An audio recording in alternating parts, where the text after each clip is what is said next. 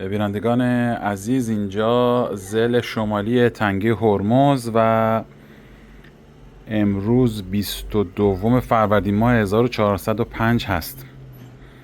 اونچه که در تصاویر میبینید کشتی هایی است که در تنگه هرمز منتظر دریافت مجوز از جمهوری اسلامی ایران برای عبور از تنگه هرمز هستند.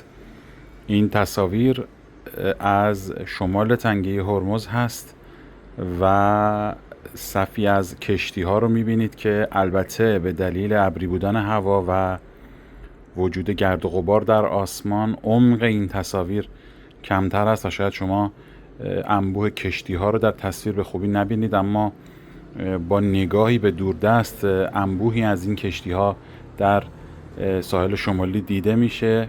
کشتی های کانتینر بر، کشتی های نفتکش و همینطور کشتی های فله بر که منتظر عبور از تنگه هرمز هستند.